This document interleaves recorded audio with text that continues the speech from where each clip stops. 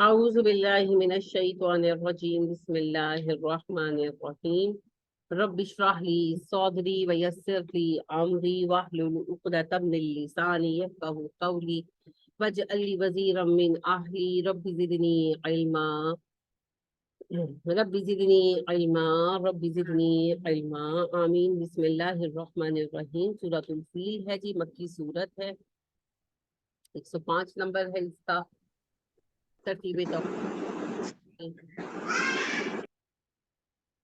اور 19 نمبر ہے اس کا ترتیب نزولی کے اعتبار سے، یعنی کہ بہت شروع کے زمانے نبوت کی صورت ہے، پہلے ہی سال کی جو ہے یہ سورہ۔ آپ کو پتا ہے فیل ہاتھی کو کہتے ہیں عربی میں، تو وہ سورہ جس میں ہاتھی کا واقعہ ذکر ہوا۔ علم کیا نہیں ترا تم نے دیکھا، کیفا کس طرح، فعلا کیا، رب کا آپ کے رب نے بھی اصحاب الفیل ہاتھی والوں کے ساتھ۔ کیا تم لوگوں نے دیکھا نہیں تمہارے رب نے ہاتھی والوں کے ساتھ کیا کیا؟ علم کیا نہیں، یجعل بنا دیا، کیدہم ان کی چال کو، فی تضلیل بیکار، زلال سے ہے جس اور لام لام سے، تضلیل اکارت جانا، ضائع جانا، اور ارس والا بھیجے اس نے علیہم ان پر طیرن پرندے، ابابیل جھنڈ کے جھنڈ کا ہے جی یہ جمع، ٹھیک ہے، تو پرندے کا نام نہیں ہے ابابیل، اردو میں ہم استعمال کرتے ہیں کسی بھی جھنڈ کے لیے، جھرمٹ، جھنڈ، پرندوں کا غول آپ کہہ لیں، تو طیرن بس پرندے، تو چھوٹی چڑیاں آئی تھیں جی، ٹھیک ہے۔ اب چڑیوں کی بہت بڑی تعداد اکٹھی ہوئی تھی، ہمارے یہاں عام طور پر ابابیل کہا جاتا ہے، کیونکہ ہم اردو میں ابابیل ایک خاص قسم کی چڑیا کے لیے ہی استعمال کرتے ہیں، تو اس سے ہم وہ ابابیل سمجھتے ہیں۔ تو چڑیاں آئی تھیں، عام چڑیاں جو ہوتی ہیں، ترمیہم پھینکتے تھے، رمی سے ہے، آپ رمی کا لفظ استعمال کرتے ہیں حج میں، جو ہے جمار، رمی جمار جو ہے جمرات کو پتھر مارنے کے لیے، کسی بھی چیز کو پھینک کر مارنے کے لیے رمی کا لفظ استعمال ہوتا ہے، اسی سے ہے ترمی، وہ پھینکتے ہم ان پر، بھی حجارت پتھر، من سجیل پکے ہوئے کنکر کی قسم کے، سین جیم لام سے ہے پختہ، ایک ہوتا ہے مٹی کی کنکریاں اور ایک ہوتا ہے پتھر کے سنگریزے، اردو میں ہم ان کے لیے سنگریزے کا لفظ استعمال کرتے ہیں۔ تو چٹانوں کے یہ چھوٹے چھوٹے جو حصے ہوتے ہیں، ہوا کے مسلسل لگنے سے نا یہ بالکل نوکیلے ہو جاتے ہیں، تو اسی لیے جب یہ کہیں لگتے ہیں تو ان کی نوک کی وجہ سے کافی ڈیمیج ہوتا ہے، کبھی آندھی میں آ جائے نا، بیچ میں سنگریزے آ جائیں تو وہ شیشوں پہ تھڑیڑے پڑ جاتی ہیں، اور اس طرح کافی نقصان ہوتا ہے، افراد کو بھی اگر لگے تو آنکھیں ضائع ہوتی ہیں، اور اس طرح کے نقصانات ہوتے ہیں۔ تو سجیل اسی سے ہے، پکے ہوئے، مضبوط۔ فجعلہم تو بنا دیا ان کو، کا عصفن، کا حرف تشبیہ ہے، جیسا کہ عصف عین صاد فا سے ہے، بھوسے کی طرح، مأکول کھایا ہوا، اکلا یاکلو سے ہے، حمزہ کاف لام، کھائے ہوئے بھوس کی طرح بنا دیا۔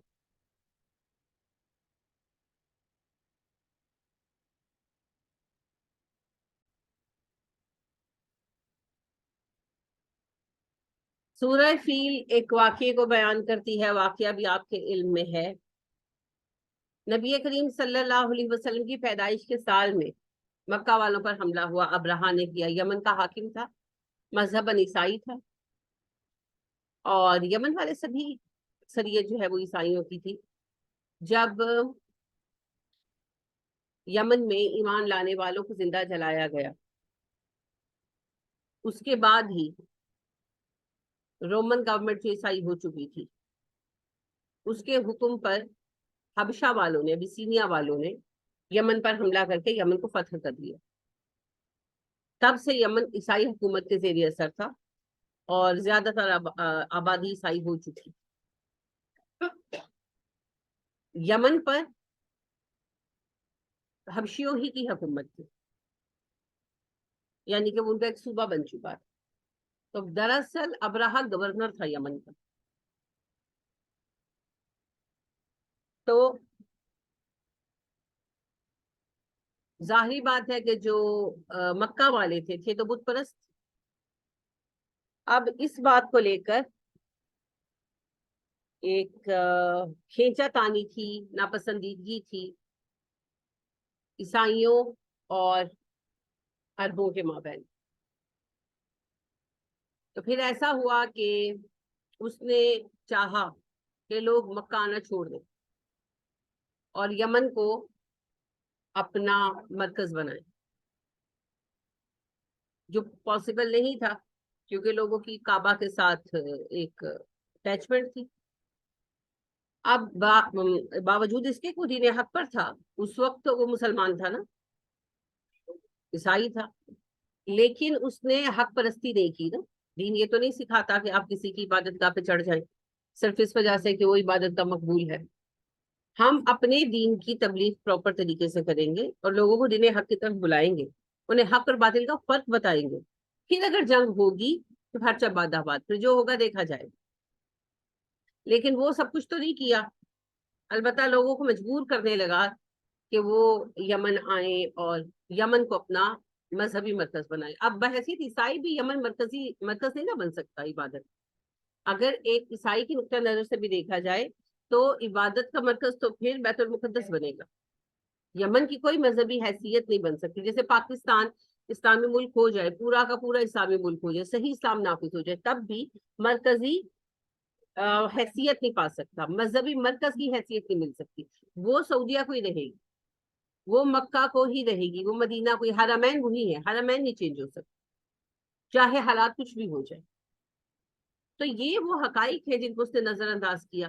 اب دلوں کے حال تو اللہ جانتا ہے، لیکن میں یہ سمجھتی ہوں کہ شاید وہ اپنی اجارہ داری ہی چاہتا تھا عرب پر، اور عربوں پر اجارہ پانے کے لیے انہیں دینی اعتبار سے قائل کرنا ضروری تھا، کیونکہ عرب جو تھے قبائلی لوگ تھے، ان کو ہرانا آسان نہیں تھا. قبائلی سسٹم کی ایک خوبی ہوتی ہے، بہت ساری خوبیاں ہیں قبائلی سسٹم کے اندر، خرابیاں بھی ہیں، ہر نظام میں ہوتی ہے. تو خوبیوں میں سے ایک خوبی یہ ہے کہ قبائلی بہادر ہوتے. تو اپنے پٹھانوں کو دیکھ لیں، قبائلی سسٹم ہے نا، بہت بہادر ہے، انگریز بھی ان کا کچھ نہیں کر پائے. تو یہی معاملہ ان کے ساتھ تھا کہ طاقت کے زور سے انہیں جھکایا نہیں جا سکتا. ہاں ذہن سازی کی جا سکتی ہے، اور کسی کی بھی کی جا سکتی ہے، مگر پھر اس کے لیے محنت لگتی ہے. تو میرا ذاتی خیال یہی ہے کہ وہ سب کو اپنے سامنے جھکانا چاہتا تھا، کیونکہ اگر وہ لوگوں کو دین کی طرف بلانا چاہتا تو بیت المقدس موجود تھا نا. یمن میں کسی عبادت گاہ کی ضرورت نہیں، یعنی مرکزی عبادت گاہ کی. ذاتی عبادت گاہیں تو خیر بنتی رہتی. تو اس نے لوگوں کو یمن کی طرف مائل کیا. جب لوگ نہیں مائل ہوئے تو کسی عقل مند نے، جیسا وہ ویسے اس کے درباری بھی تھے نا، جیسا بندہ ہوتا ہے ویسے ہی سارے اکٹھے ہو جاتے ہیں. تو کسی عقل مند نے یہ مشورہ دیا کہ اگر کعبہ یہاں بنا لیا جائے تو لوگ یہاں آنا شروع کر دیں گے. تو کعبے کی طرز پر ایک عمارت بنا لی گئی. اب انہوں نے یہ ایکسپیکٹ کیا کہ لوگ آئیں گے اور اس کو جیسے حکومتیں پرموٹ کرتی ہیں، پرموٹ شرموٹ بھی اس دور کے مطابق کیا، لیکن لوگ نہیں آئے. کیونکہ جو اصل کعبہ ہے، جو بیت اللہ ہے، اس کی محبت تو اللہ نے دلوں میں ڈال دی ہے نا. کون سی اور ایسی جگہ ہے جہاں جانے کے لیے آپ دعائیں مانگے یا تڑپے، ہے نا. لیکن کعبہ جانے کے لیے سبھی، اور ہو کر آ کر بھی یہ کبھی نہیں ہوتا کہ کوئی کہے میں حج کر آئی ہوں بس اب مجھے اور نہیں جانا. ہر کوئی ہر وقت طلبگار ہے. یہ اللہ کی ڈالی ہوئی محبت ہے دل کے اندر. ورنہ اگر عقل کے اعتبار سے دیکھا جائے تو کیا ہے کعبہ؟ ایک کمرہ ہی ہے نا، کیا ہے وہاں دیکھنے کے لائق؟ سیرگاہ کے اعتبار سے کیا ہے؟ اس سے بڑی اچھی اچھی خوبصورت جگہ ہے. مگر کبھی کتنی بار آپ نے دعا مانگی کہ اللہ مجھے حرام مصر دکھا دے، یا اللہ مجھے زندگی میں ایک بار جو ہے کوئی بھی جگہ جو نیاگرا فال دکھا دے. نہیں، کبھی دعا نہیں کی. ہاں کبھی چلو کوئی ٹرپ بن گیا تو ٹھیک ہے چلے گئے، نہیں گئے تو کوئی مسئلہ نہیں، کوئی غم نہیں ہے. لیکن کعبے کے لیے ہر کوئی دعائیں مانگتا ہے، اللہ مجھے ایک بار دکھا دے، ایک بار تو مجھے لے جا. پھر ایک بار ہو کر آتے ہیں، پھر اگلی بار کی دعائیں مانگتے ہیں. ایسا ہی ہے، یہ محبت اللہ نے دل میں ڈال دی، اور یہ اللہ سبحانہ و تعالیٰ ہی کی طرف سے ہوتا ہے. محبت اللہ فرماتے ہیں نا سورہ آل عمران میں آپ نے پڑھا کہ اللہ کہتے ہیں نبی صلی اللہ علیہ وسلم ہم نے ان کے دلوں میں محبت ڈال دیا. سارے زمین کی دولت خرچ کر کے بھی ان کے دلوں میں محبت نہیں ڈال سکتے. تو کسی بھی چیز کی محبت اللہ دل میں پیدا کرتے ہیں، اور ایمان کی وجہ سے کعبہ کی محبت، کیونکہ وہ اللہ کا شعار ہے نا، اللہ کے شعار کی محبت آتی ہے ایمان کی وجہ سے، تو کعبہ کی محبت، مومن کی محبت، عبادات کی محبت، یہ انسان کے دل میں پیدا ہو جاتی ہے۔ تو وہ تو اللہ کی طرف سے تھی۔ اب جو انہوں نے نام نہاد کعبہ بنایا تھا، اس کی محبت کہاں سے آتی؟ وہ تو اللہ کی طرف سے نہیں تھی، نہ وہ ابراہیم علیہ السلام جیسے جذبے سے بنایا گیا تھا، اور نہ ہی وہ لوگوں کے یہ مرکز بننے والا تھا۔ لیکن یہ باتیں جو ہوتی ہیں نا، ان کو سمجھنے کے لیے آپ کو اس عقل کی ضرورت ہوتی ہے جو ان بائسڈ ہو، یعنی کہ جس پر کسی ایک جانبداری کی چھاپ نہ لگی۔ یعنی کہ جب آپ سوچیں گے ہی حنفی بن کر، تو آپ کو بات سمجھ نہیں آئے گی سنت کی۔ آپ سوچیں گے ہی شیعہ بن کر، تو آپ بات نہیں سمجھ پائیں گے۔ آپ کو ایک مسلمان کی حیثیت سے سوچنا ہو، صرف ایک مسلمان کی حیثیت سے، غیر جانبدارانہ سوچ لانا۔ حق تک پہنچنے کا یہی راستہ ہے۔ ابھی کچھ دن پہلے ایک میری اسٹوڈنٹ ہے، انہوں نے رابطہ کیا کہ ان کے بھتیجے ہیں، تو نماز کے طریقے پر انہیں دلیل چاہیے۔ کیا دلیل چاہیے جی؟ میں نے کہا عورتوں کا طریقہ نماز الگ نہیں ہے، اس پر دلیل چاہیے۔ میں نے انہیں اس کے بارے میں بات پہنچا دی، انہوں نے مجھے جواب میں کچھ حدیثیں بھیجی، میں نے انہیں حدیثوں کی تخریج بھی انہیں بھیج دی۔ 5-6 حدیثیں ہیں جن کو یہ لوگ بار بار پیش کرتے رہتے ہیں، سبھی اتنی ضعیف ہیں کہ محدثین انہیں لیتے ہی نہیں۔ شروع سے ہے، یہ کوئی آج کی بات نہیں۔ ہر حدیث کی تخریج میں نے انہیں بھیج دی۔ اس کے بعد پھر ان کی طرف سے سوال ہے کہ احناف کی دلیل پر ثابت کریں۔ پھر میں نے انہیں جواب دیا، میں نے کہا دیکھیں جی، میں نے آپ کو حدیثیں بھیجی، آپ نے مجھے حدیثیں بھیجی، میں نے آپ کو ایک ایک حدیث کی تخریج بھیج دی، آپ نے اس کو پڑھا بھی نہیں غالباً آپ نے یہ، آپ کا نیکسٹ کوسچن اگر ہوتا تو یہ ہوتا کہ اس حدیث کی اس تخریج پر مجھے اعتراض ہے، وہ آپ نے کچھ نہیں بات کی۔ احناف کی دلیل پر میں کیوں ثابت کروں؟ دین کیا احناف لے کر آئے تھے؟ امام ابو حنیفہ لائے تھے؟ دین تو نبی اکرم صلی اللہ علیہ وسلم لائے تھے۔ میں آپ کو قرآن اور حدیث پیش کر رہی ہوں، آپ مجھے کہہ رہے ہیں احناف کی دلیل ثابت کروں، میں کیوں ثابت کروں؟ مجھے کوئی ضرورت نہیں ثابت کرنے کی۔ امام ابو حنیفہ پر ایمان نہیں لائی ہوں میں تو نبی اکرم صلی اللہ علیہ وسلم پر ایمان لائی ہوں۔ اور نبی اکرم صلی اللہ علیہ وسلم نے فرمایا صلو کما رأیتمونی اصلی، نماز اس طرح پڑھو جس طرح مجھے پڑھتے ہوئے دیکھا۔ میں آپ کو نبی صلی اللہ علیہ وسلم کی اتھینٹک حدیث بتا رہی ہوں، اور آپ مجھ سے یہ سوال کر رہے ہیں۔ اور پھر احناف کی بات کرتے ہیں تو احناف بخاری کو مانتے ہیں، جائیں بخاری کا کتاب الصلاۃ پڑھیں۔ مسلم کو مانتے ہیں، مسلم کا کتاب الصلاۃ پڑھیں۔ صحاح ستہ کی 6 کتابیں مانتے ہیں نا، ان کے کتاب الصلاۃ پڑھیں۔ نہیں پڑھنا آپ نے کچھ نہیں ہے، میں کیوں ثابت کروں احناف کی دلیل؟ مجھے کیا پڑھی؟ ثابت کرتی ہوں۔ تو جب آپ ایک خاص رنگ کا چشمہ لگا کر چیزوں کو دیکھیں گے نا، آپ کو چیزیں ویسی نظر آئیں گی۔ یہی مسئلہ ابراہا کے ساتھ بھی تھی، اپنے طرف سے وہ دین کا کام کر رہا تھا بظاہر، لیکن وہ اپنے بھی دین کا کام نہیں کر رہا تھا نا۔ اپنے دین کا بھی اگر کام کر رہا ہوتا، عیسائیت کا بھی کر رہا ہوتا، لوگوں میں دین کی تبلیغ کرتا، اور مرکز تو آلریڈی موجود تھا بیت المقدس۔ نیا مرکز بنانے کی اجازت اس کو کس نے دی؟ کسی نے بھی نہیں دی۔ اور جب انبیاء موجود تھے بنی اسرائیل کے، تب بھی حج بیت اللہ کا ہی ہوتا تھا، حالانکہ قبلہ بیت المقدس بنایا جا چکا تھا، مگر حج تب بھی بیت اللہ کا ہوتا تھا۔ تو کیا وہ نبیوں سے بڑھ گیا تھا؟ نہیں نا۔ مگر پھر اس نے یہ جسارت کی کہ اس نے بیت اللہ بنایا۔ اب بیت اللہ بنا تو دیا، یعنی کہ بیت اللہ جیسی ایک عمارت بنا دی۔ ہم ایگزیکٹلی نہیں جانتے کہ آیا وہ سملرلی بیت اللہ جیسی تھی یا نہیں تھی۔ بہرحال اس نے ایک عبادت گاہ بنائی، اسے کعبہ اناؤنس کیا اور لوگوں کو ترغیب دی کہ یہاں پر آئیں اور عبادت کریں۔ تو نہیں آئے لوگ، عرب جو تھے قافلے، وہ جب جاتے تو انہیں خاص طور پر جو ہے وہ کیا جاتا آمادہ کہ بھئی آپ لوگ آئیں اور آپ جو ہے یہاں پر اپنے عبادات وغیرہ کریں۔ تو عرب قبیلے جو ہیں انہوں نے اس بات پر کوئی توجہ نہیں، حالانکہ انہوں نے کوئی پیسوں ویسوں کا لالچ بھی دیا۔ ظاہری بات ہے یمن کے ساتھ تو باقاعدہ تعلقات تھے نا تجارتی، تو وہ کوئی ٹیکس وغیرہ میں بھی انہوں نے چھوٹ دی کہ اگر آپ ایسا کریں گے تو یہ ہوگا وہ ہوگا۔ مگر باوجود تمام تر خرابیوں کے دین کے معاملے میں تھے غیرت مند لوگ، تو انہوں نے یہ آفرز قبول نہیں کی، جس کی وجہ سے ان کو تنگ کیا جانے لگا۔ تو ایک جو ہے साहब कोई एक बंदा, वो ले तो गए जबरन उनको वहां जियारत के लिए काबा की। तो वो एक जो था, देहाती लोग तो थे और गुस्से वाले भी थे, तो उसने वहां पर जो है पाखाना कर दिया। कुछ और तो कर नहीं सकते थे, जाहिर बात है, जबरन ले गया, वहां पर अजनबी थे।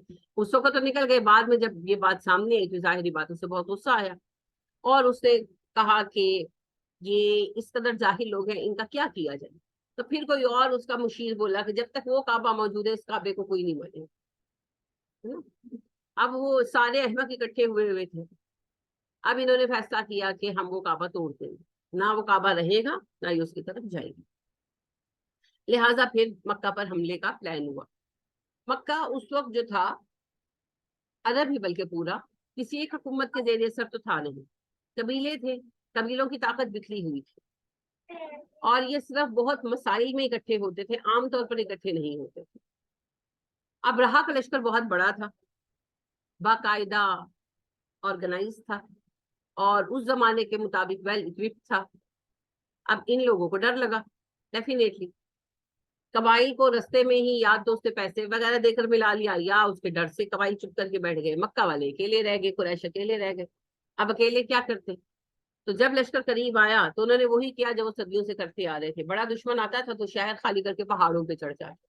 हमारे कबाइली भी करते हैं, अगर आप किसी कबाइली इलाके पर हमला करें, पहाड़ों में छुप जाते हैं। अल्लाह ना करे कि करना पड़े, लेकिन बहरहाल अंग्रेजों के साथ इनकी यही जो है सारी वो चलती थी स्ट्रैटेजी, कि वो फिर घर बार छोड़ पहाड़ों पे चढ़ जाते। तो ये भी पहाड़ों पे चढ़ गए, लिहाजा फिर मुकाबले से तो इनकी जान छूट गई। अब अगला मसला था काबे का। तो जब अब्राहा पहुंचा है, तो सभी लोग पहाड़ों पर चढ़ गए थे। तो मक्का के जो सरदार थे, वो नबी करीम सल्लल्लाहु अलैहि वसल्लम के दादा अब्दुल मुत्तलिब थे। उन्होंने अल्लाह से दुआ की कि अल्लाह, हम लोग बेबस हैं और हम इस लायक नहीं कि तेरे घर की हिफाजत कर सके, तो अपने घर की हिफाजत खुद फरमा। उसके बाद फिर आपको पता है ऊँटों वाला वाकया पेश आया। अब असल में अब्राहा को जंग करने के लिए कोई रीजन चाहिए थी ना। अब शहर खाली है, क्या करे। तो फिर उसने कहा कि अच्छा, इनके ऊँट हटा लो। तो ऊँट जो थे वो अब्दुल मुत्तलिब के थे, तो वो ऊँट हटा कर ले आए। तो अब्दुल मुत्तलिब आए, और अब्राहा जो है उसे खड़े होकर इस्तकबाल किया, बिठाया बात करने के लिए। तो पूछा क्या चाहते हैं, तो उन्होंने कहा जी मेरे ऊँट वापस कर दें। अब्राहा ने कहा मैं तुम लोगों का इबादत गाह, तुम लोगों का माबद तोड़ने के लिए आया हूँ, तुम ऊँटों की बात कर रहे हो। अब्दुल मुतल्लिब ने कहा मैं ऊँटों का मालिक हूँ, मुझे ऊँटों की फिक्र है, जो घर का मालिक है वो घर की फिक्र खुद कर लेगा, मुझे मेरे ऊँट दे दो। खैर अब्राहा ने ऊँट वापस कर दिए, ऊँटों के लिए तो वो आया नहीं था इतनी दूर से। उसने ऊँट वापस कर दिए, और उसने अपनी फौज को कहा कि बस अब काबा तोड़ने के लिए हम आगे बढ़ेंगे। तो फौज तैयार हुई। हाथी पर ज्यादातर लोग सवार थे, क्योंकि अफ्रीका पीछे इनके था ना। इनकी असल गवर्नमेंट में बता रहे हबशी थे ये लोग, एबिसीनिया से थे, हबशा से थे। तो इन लोगों के पास हाथी वगैरह मौजूद थे, और अरब हाथियों से वाकिफ नहीं थे, तो बहुत बड़ी ताकत लगती थी उनको। वो उन्हें इनको डील करना नहीं आता था, इसकी कमजोरियों से वाकिफ नहीं थी। तो तोड़ने के लिए वैसे भी किसी चीज को, जैसे आज क्रेनें यूज होती हैं, तो उस जमाने में तो क्रेन नहीं थी ना, तो हाथी ऑटोमेटिक क्रेन का काम करते हैं। तो हाथियों का लश्कर था, कितने हाथी थे वगैरह हमारे पास कोई सही इंफॉर्मेशन नहीं है। मुख्तलिफ बातें हैं, मगर वो ज्यादातर अथेंटिक उनमें से कोई बात नहीं। ये तय शुदा है कि लश्कर बड़ा था, और उसमें बहुत सारे हाथी भी शामिल थे। तो अब पैदल फौज भी होगी सारी, ऐसे नहीं होता कि कोई फौज आए तो सारी की सारी हाथी सवार हो। हाथी सवार दस्ता अलग होता है, घुड़सवार अलग होता है, सहरा था तो शुतर सवार भी अलग दस्ता होगा, और फिर एक बड़ा हिस्सा पैदल का होता है। फिर रथ सवार वगैरह भी होते हैं जिनके पास सामान होता है। तो ज्यादा लश्कर था, और यमन से मक्का आया था, तो रसद भी होगी, ऊंट भी होंगे, घोड़े भी होंगे, हाथी भी होंगे। हाथियों का जिक्र खास तौर पर किया गया इसी एक बात से, आप चीज को याद रखते हैं ना। जिस तरह 1965 की जो वॉर है, वो टैंकों की वजह से याद रखी जाती है, क्योंकि वो सेकेंड वर्ल्ड वॉर के बाद दुनिया की सबसे बड़ी टैंकों की जंग थी। तो अरबों में हाथियों की ये पहली बार एंट्री हुई थी जंग में, तो इसलिए फिर इसे हाथियों वाली लड़ाई के नाम से याद रखा गया। तो ये लश्कर जो है ये उठा और रवाना हुआ। जब काबा की हदूद, यानी कि जो हरम की हद है, एक तो काबा बिल्डिंग है ना, एक हरम की हद है, जो आपको पता है ग्रीन लाइट्स के जरिए नुमाया की जाती है। तो हरम की हद के पहले जो है लश्कर रुक गया। सबसे आगे हाथी थे, हाथियों का दस्ता था, उसके पीछे बाकी दस्ते थे। तो वो वहीं पर रुक गए, वो आगे नहीं बढ़े। बहुत जोर लगाया महावतों ने, मारा पीटा, हाथी टस से मस नहीं हुए, वहीं खड़े रहे। और एक रिवायत में तो ये भी आता है कि वो सजदे में गिर गए। लेकिन बहरहाल उस रिवायत में कुछ दोस्त अल्लाह बेहतर जानता है, हो भी सकता है, क्या नामुमकिन है। ये अलबत्ता तयशुदा है कि हाथी हरम की हद से आगे नहीं बढ़े, किसी सूरत आगे नहीं बढ़े, और बैठ गए या खड़े रहे। तो फिर उसके बाद ये सब पहाड़ों पर चढ़े हुए थे। जब इन्होंने ये मंजर देखा कि हर तरफ से चिड़ियां आई, बेतहाशा चिड़ियां आई।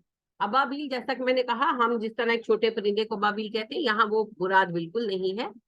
इबल असल में ऊंट को कहते हैं, हमजा बालाम इबल, ऊंट को कहते हैं, ऊंट के गल्ले को कहते हैं, एक ऊंट को नहीं कहते। इबल का मतलब होता है ऊंटों का गल्ला। रजुल इबल का मतलब होता है बहुत ज्यादा ऊंटों का मालिक। रजुलन आबिलुन वाबिलुन का मतलब होता है वो बंदा जो ऊंटों की देखभाल बहुत अच्छी तरह कर सकता हो। तो अबाबील इबल की जमा है, और इसमें मुबालगा है, इसका सही वाहिद आबीलुन बनता है। ठीक है, बहुत बड़ा गल्ला, बहुत बड़ा झुंड ऊंटों का, और उसकी जमा अबाबील, झुंड के झुंड। तो ऊंटों के जिस तरह झुंड, अरब ऊंटों के झुंड की शिद्दत से वाकिफ है ना, कि कितने बड़े बड़े होते हैं। तो मिसाल के लिए बयान किया जा रहा है कि जिस तरह तुम्हारे ऊंटों के झुंड होते हैं, झुंड के झुंड हमने परिंदे भेजे। त्वइरन अबाबील, परिंदों के झुंड भेजे हमने, जिस तरह तुम्हारे ऊंटों के झुंड होते। मुराद अबाबील नहीं है। ठीक है,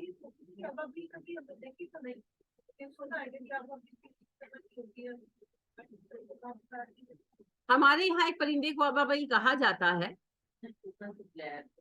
हाँ जी, बिल्कुल कहते हैं, लेकिन जो है काबे पर जो आई थी वो चिड़िया आई, लिहाजा जो बयानात वगैरह मिलते हैं उनमें बाकायदा सूरा का लफ्ज इस्तेमाल हुआ है, चिड़िया, आम चिड़िया जो होती है। ठीक है, और जैसा कि मैंने अर्ज किया कि अबाबील का लफ्ज उर्दू में राइज हो गया परिंदे, उस पर नस्ल के परिंदे के लिए, वरना अबाबील एक तो सिंगुलर है ही नहीं ना। और दूसरी बात ये है कि मैंने अर्ज किया आपसे कि आबिल इबल जो है वो कहते हैं ऊंटों के गल्ले को, उसका मुबालिगा जो है आबिलुन है, और फिर उसकी जमा जो है वो अबाबील है। मतलब है कि ऊंट के बहुत बड़े बड़े झुंड। तो यहाँ मुराद है कि जिस तरह तुम्हारे ऊंटों के बड़े बड़े झुंड होते हैं, उसी तरह से परिंदों के बड़े बड़े झुंड आए। इतने परिंदे आए कि जी दिन में रात पड़ गई। लश्कर के पूरे एरिया को उन्होंने कवर किया होगा ना, तो लश्कर कई कई मीलों में फैले हुए होते। अगर फर्ज करें थोड़े से भी हो, 200 हाथी, 200 ऊंट, 200 को घोड़े, और 1000 2000 पैदल, तब भी लश्कर कितना बड़ा बने। तो ये मीलों की बात होती है। तो कई किलोमीटर का एरिया था जिसमें परिंदे ही परिंदे छा गए। तो दिन में रात का समा हो गया, और ये पहाड़ी पर से ही लोग देख रहे थे। कुरैश तो पहाड़ पर थे ना, तो वो ऊपर से देख रहे थे इन्हें। तो उन्होंने ऊपर से कंकरियां फेंकी, नॉर्मली उनके पंजों में और उनकी चोंच में कंकरियां। सिजील कहते हैं पक्की हुई उन तख्तियों को जिन पर लिखा भी जाता है, नॉट रियली निशान ज़दा, लिखने वाले पके हुए असल में। जब पुराने जमाने में तख्तियों पर लिखा जाता था तो उनको बेक किया जाता था, मिट्टी की तख्तियां बनाकर, जिन्हें टैबलेट्स कहा जाता है आज। आसारे कदीमा की खुदाइयों से निकलती रहती है, मिस्री भी आपने देखी होगी, मिट्टी की वो बनाकर ना, स्लेटे सी, तो उनको बेक कर लेते, पका लेते थे। हाँ जी, फिर उनके ऊपर लिखते थे कंधा करके, तो उसको सिजील कहते हैं अरबी में। ठीक है, तो असल मुराद है पक्का हुआ पत्थर, मुराद वही है कि मजबूत पत्थर, मिट्टी की ढेली की बात नहीं हो रही। तो यहाँ पर तो नेचुरल कंकरियां थी जो परिंदे उठाकर लाए थे, एक एक चोंच में और एक एक अपने पंजों में। इनके 3 3 कंकरियां हर परिंदा लेकर आया था, 2 2 उनके पंजों में थी और एक एक उनकी चोंच में थी, जिसे उन्होंने ऊपर से फेंका। और जाहिर बात है कि हवा के प्रेशर के साथ जब वो नीचे आई तो उन्होंने लश्कर को छेद के रखा। क्या हाथी तो क्या इंसान, तो क्या घोड़े, सारे के सारे मारे गए। आप गुलेल में पत्थर रखकर मारते हैं तो उसका क्या नतीजा निकलता है ना। और कितना जो है प्रेशर होता है, और कितनी हवा होती है। तो ये जब ऊपर से फेंका गया, जितनी ऊंचाई होती है चीज का प्रेशर उतना बढ़ता जाता है, तो वो उस प्रेशर के साथ तहस नहस हो गई। تو یہ ایک عجیب و غریب واقعہ تھا جس نے لوگوں کو ہلا کر رکھ دیا، بھاگنے کا بھی کسی کو موقع نہیں ملا، یہ پورا لشکر تباہ ہو گیا۔ ڈیفینیٹلی نوکیلے تھے جی، کنکریاں نارملی نوکیلی ہوتی ہیں، آپ نے کبھی کنکریوں سے کھیلا؟ حقیقی کنکریوں سے کھیلے؟ اگر حقیقی کنکریاں اگر آپ دیکھیں تو آپ کو چننی پڑتی ہیں، 10-12 کنکریوں میں سے ایک آدھ کنکری نکلتی ہے جس کے کارنرز نہ ہو، ورنہ ہوتا یہ ہے کہ وہ زمین پر رگڑ کھا کر اور ہوا کے ساتھ ساتھ رگڑ کھا کر نوکیلی ہو جاتی ہے، ان کے سارے ایج نوکیلی ہوتے ہیں، وہ اتنی نوکیلی ہوتی ہے کہ بے دہانی میں ہاتھ پڑے تو ہاتھ کاٹ دیتی ہے۔ تو وہ آپ کا تو مجھے پتا نہیں، ہم جب چھوٹے تھے تو گیند ٹہنے کھیلنے کے لیے باغ سے کنکریاں لایا کرتے تھے، تو گیند ٹہنوں کے لیے جو ہم وہ لاتے تھے تو وہ پھر ہمیں سب سے پہلے ہی چوز کرنا پڑتا تھا، اور 8-10-12 کنکریوں کے بعد پھر ایک آدھ گول کنکری نکلتی تھی، تو گول کنکریاں پھر ہم بڑی سنبھال کے رکھتے تھے کیونکہ گم ہو جاتی تھی نا، تو وہ جو ہے باقاعدہ مشقت ہوتی تھی۔ پیبلز شیبلز تو اب آئے ہیں، یہ تو فیشن کی چیزیں ہیں، یہ جو پتھر آپ ڈال کے تو پیبل، یہ تو فیشن کی چیزیں، تو اپنے بائے کر کے گھروں میں رکھیے، میرے میاں کا بھی شوق ہے۔ پیبلز تو ریئل چیز یعنی اس طرح ہے ہی نہیں، کنکری اصل وہ ہوتی ہے جو رگڑ کھا کھا کر بنی ہوتی ہے، ٹوٹا ہوا پتھر ہوتا ہے وہ، اور وہ بہت شارپ ہوتا ہے، تو بالکل اس میں زیادہ تر جو ہے وہ نوکیلی ہوتی ہے۔ اور ویسے بھی جب اللہ پاک نے کام لینا تھا تو اللہ نے ان کو یہ سینس بھی ڈال دی کہ نوکیلی لے کر جانا۔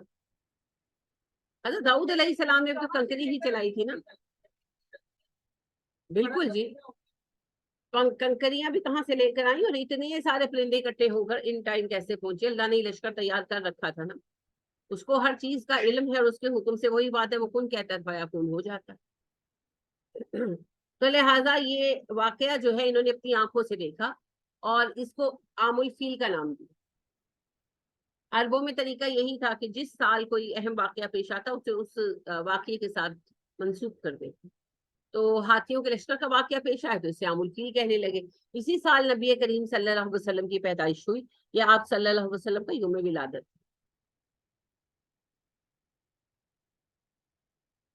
تو ایک عام الفیل آپ کا یوم ولادت ہے، آپ صلی اللہ علیہ وسلم کی پیدائش سے 4-5 ماہ پہلے یہ واقعہ پیش آیا ہے۔ اللہ سبحانہ و تعالیٰ قریش کو یاد دلا رہے ہیں دراصل کہ جس رب کا تم انکار کر رہے ہو یہ وہی رب ہے جس نے تمہارے لیے غیر سے مدد بھیجی، اور اللہ کی عظمت کا کرشمہ تم اپنی آنکھوں سے دیکھ چکے ہو۔ جب بیت اللہ کی حفاظت کے لائق تم نہیں تھے تو میں نے اپنے گھر کی حفاظت خود کی، تو اگر میں ہاتھی والوں کا پورا لشکر، ان کی پوری شان و شوکت کا خاتمہ کر سکتا ہوں چند پرندے بھیج کر، تو اپنے دین کو غالب کرنے کے لیے میں کیا نہیں کر سکتا؟ مجھے تمہاری مدد کی ضرورت نہیں ہے۔ تو جس رب نے تمہیں ہمیشہ برکت دی، اس صحرا کے اندر تمہیں رزق دیا، سب کچھ دیا، اور اس کی عظمت کا اتنا عظیم واقعہ تم نے کچھ سال پہلے، 40 سال پہلے ہی تھا، اپنی آنکھوں سے دیکھا، تو آج اسی کی ربوبیت کا انکار کر رہے ہو، اسی رب واحد پر ایمان لانے سے تمہیں انکار ہے، اس کا کوئی سبب ہے تو بتاؤ۔ تو دراصل بات وہی ہے جو میں پہلے بھی کئی بار عرض کر چکی ہوں، معجزوں سے ایمان نہیں آتا۔ بنی اسرائیل کو آپ دیکھیں، سمندر پار کیا، سمندر پھاڑا گیا ان کے لیے، اللہ نے انہیں صحرا سمندر سے نکال کر کنارے پر پہنچایا اور ان کے دشمن کو غرق کر دیا، پھر کنارے پہنچ کر انہوں نے کہا موسیٰ ہمارے لیے ایک بت بنا دو جسے ہم پوج سکیں، اور انہوں نے اپنی آنکھوں سے بیت اللہ کی برکت دیکھی، اللہ کی مدد دیکھی، مگر جب اسی رب کے نبی کھڑے ہوئے اور کہنے لگے میں اللہ کا رسول ہوں صلی اللہ علیہ وسلم، اور پیغام یہ ہے کہ بیت اللہ کے رب پر ایمان لاؤ، تو دشمن ہو گئے نبی کریم صلی اللہ علیہ وسلم کے، حالانکہ اپنی آنکھوں سے دیکھ چکے تھے معجزہ نا۔ لیکن بات یہ ہے کہ ایمان صرف حق پرستی سے آتا ہے، معجزوں سے نہیں ہے۔ تو یہی یہاں پر عقل کو چیلنج کیا جا رہا ہے، سوال کیا جا رہا ہے، اور جو ابرہہ تھا وہ تو ایک بڑی عظیم حکومت کا ایک حصہ تھا، اس کے پاس ایک بڑا لشکر تھا، حکومت کی مدد شامل حال تھی، عربوں کے پاس تو کوئی طاقت بھی نہیں تھی۔ تو یہاں پر یہ بھی کوشچن ہے کہ اتنی بڑی طاقت کو ہم نے ختم کر کے رکھ دیا، تمہاری کیا حیثیت ہے؟ اگر میں تمہیں سزا دینے پر آؤں تمہیں کون بچانے آئے گا؟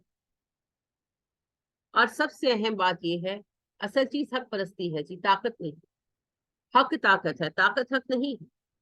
بہت سے طاقتور آئے اور مٹ گئے، اپنے وقت پر سب کا فیصلہ ہو جاتا ہے، جو حق کے ساتھ کھڑا ہے بقا اسی کو ملے گی، کامیابی اسی کو ملے گی۔ دنیا میں زندگی جس کی جتنی لکھی ہے اتنی ہی کاٹنی ہے، اور اگر کوئی آزمائش آنی ہے تو وہ آ کے رہنی ہے، لیکن کامیابی اور فتح ہے جو وہ حق کے لیے. تو حق پرست ہمیشہ کامیاب رہیں گے، چاہے وہ کمزور ہی کیوں نہ ہو.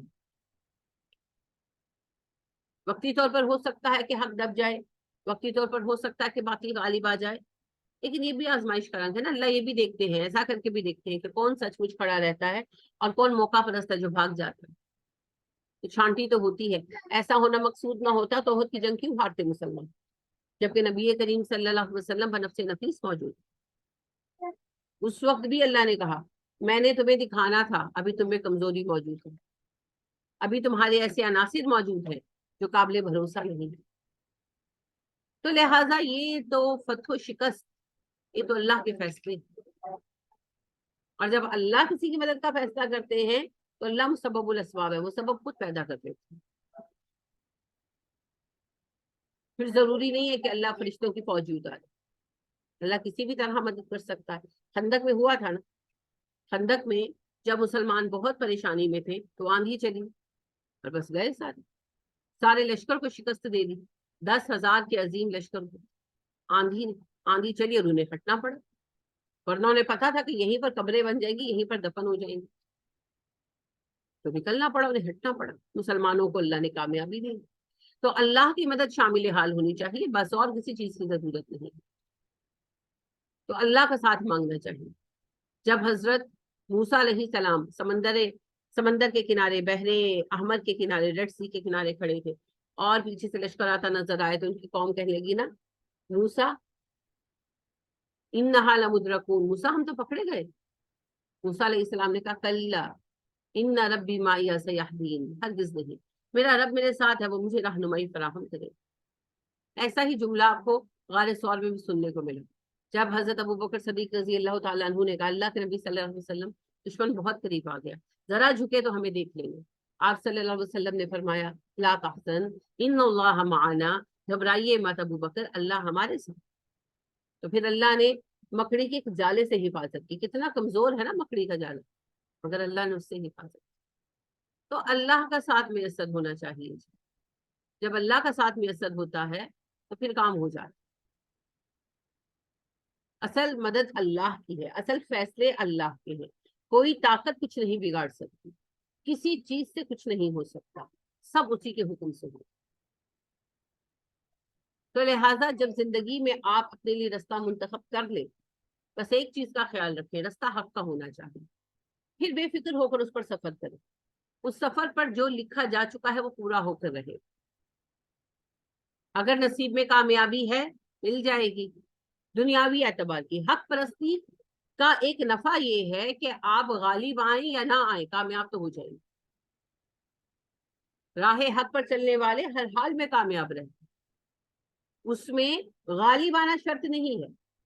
لہٰذا حضرت لوط علیہ السلام کو دیکھیے، ساری عمر کی تبلیغ کا کیا نتیجہ تھا؟ زیرو، بالکل اب بگ زیرو. لیکن کیا حقیقتاً زیرو ملا ان کو؟ نہیں، انہوں نے تو اپنا کام پورا کیا، ان کا ریوارڈ فل ہے اللہ کے ہاں. وہ کیا کرتے ہیں؟ ابراہیم علیہ السلام اپنے آبائی علاقے کو ایمان لانے پر آمادہ کر سکے؟ ایک بندہ ان کی قوم میں سے ایمان لایا؟ نہیں لایا. پھر کیا وہ فیل ہو گئے؟ نہیں. تو صرف غلبہ کامیابی کی دلیل نہیں ہے. کئی انبیاء کرام علیہ السلام ہیں جنہیں جان سے مار دیا گیا، شہید کر دیا گیا. حضرت زکریا علیہ السلام کو بیت المقدس کی قربان گاہ پر باندھ کر پتھروں سے رجم کر دیا گیا. حضرت یحییٰ علیہ السلام کو عیسائی حکومت کے ہوتے ہوئے یہودی حکومت کے ہوتے ہوئے ظلم کے ساتھ سر قلم کر کے شہید کر دیا گیا. لیکن ان میں سے کوئی ہار نہیں گیا. غلبہ کامیابی کی شرط نہیں ہے، حق پر قائم رہنا بس کامیابی کی شرط ہے. کتنے ہی صحابہ ہیں جو غلبے سے پہلے شہید ہو گئے، کتنے ہی صحابہ. انہوں نے اسلام کی کامیابی کا دور نہیں دیکھا. تو کیا فرق پڑتا ہے؟ کوئی فرق نہیں پڑتا، کیونکہ یہ دنیا تو وقتی اور عارضی ہے. اصل نتیجہ تو اللہ سبحانہ و تعالیٰ کے ہاں ملنے والا ہے. اور مومن کی جد و جہد اللہ کی رضا اور جنت کے حصول کے لیے ہے، دنیاوی کامیابی کے لیے نہیں ہے. اسی لیے مومن کی کامیابی دنیاوی غلبے کے ساتھ مشروط نہیں ہے، یہ اللہ کی مرضی ہے۔ بعض اوقات مومن غالب آتا ہے، بعض اوقات کوئی گروہ مغلوب بھی ہو جاتا ہے۔ اب آپ اگر دیکھیں 1857 میں باقاعدہ جو ہے برٹش گورنمنٹ نے بڑے صغیر، اور اس کے بعد 1947 میں ہم نے آزادی کی۔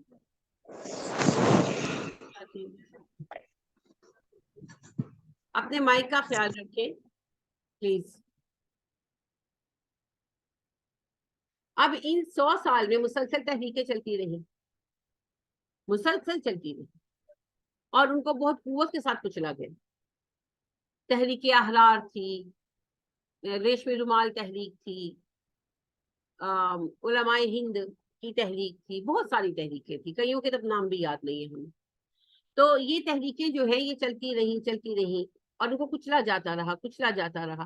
ایک تحریک کچلی جاتی تھی، اس کے بچے ہوئے لوگ نئی تحریک شروع کرتے تھے، وہی آخر کار مسلم لیگ بنی، اور پھر مسلمانوں کو ایک آزاد ملک میں حصہ ہے۔ اس کامیاب تحریک، اس کامیاب مسلم لیگ کی بنیاد پرانی دبا دی گئی قوت کے ساتھ ختم کر دیے گئے افراد اور تحریکوں کی جو راکھ تھی، اسی سے اس کا وجود اٹھا، اور ہر دور میں ایسا ہوا۔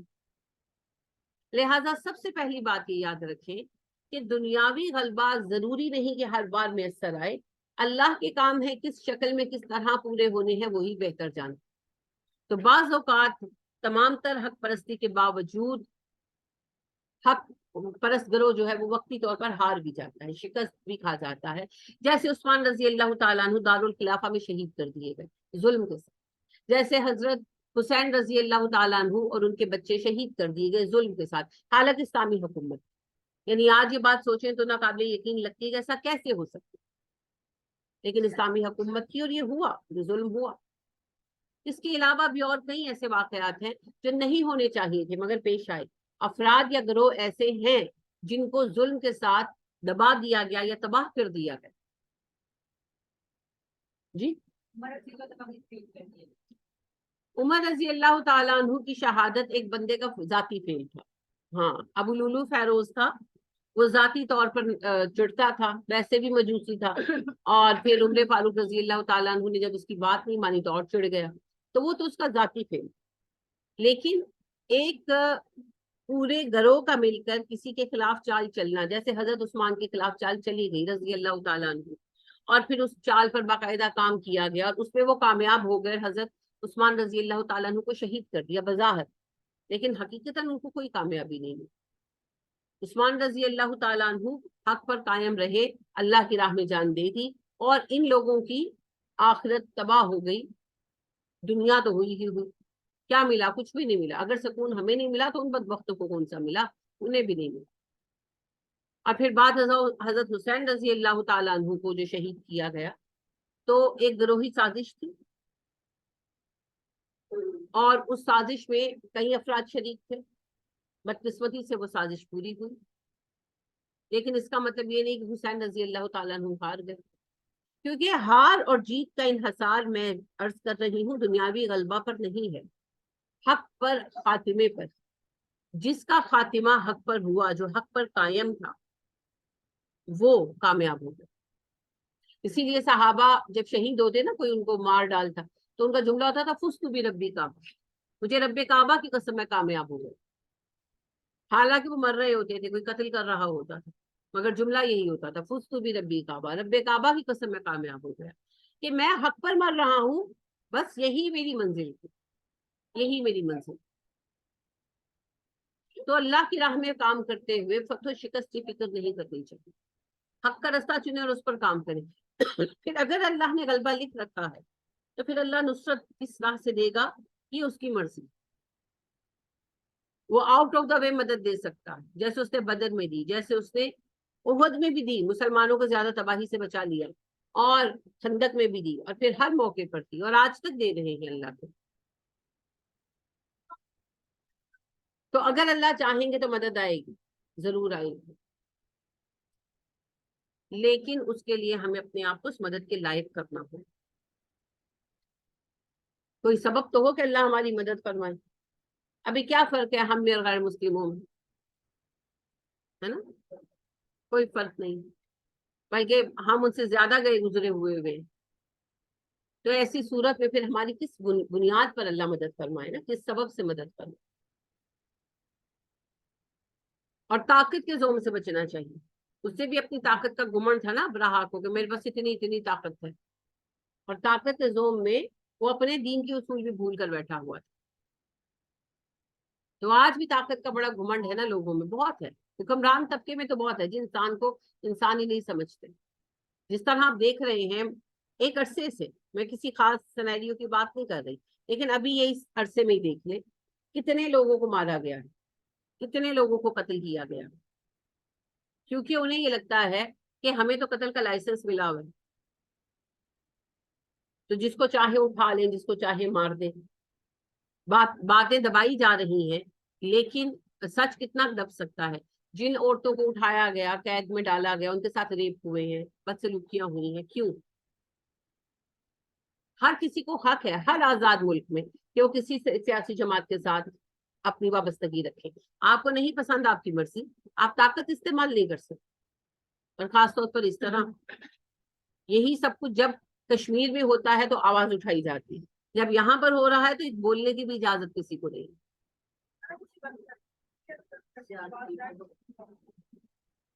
لیکن ہو تو رہا ہے,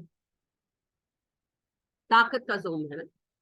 ہم بہت طاقتور ہیں, بہت طاقت ہے ہمارے, لیکن اصل طاقت صرف اللہ کی. یہ آزمائشوں کے رنگ ہوتے ہیں جی. تو ابرہا کو بھی بڑا گمان تھا, اللہ سبحانہ و تعالیٰ نے اس کا لشکر مٹا دیا. ہر عہد میں ایسا ہوگا جی, اللہ وہاں سے مدد بھیجیں گے جہاں سے کسی نے سوچا نہیں ہوگا. بس حق پر قائم رہنا ضروری ہے. یہی اس سورہ کا میسج ہے. اور اللہ سبحانہ و تعالیٰ نے پھر مدد دی نا.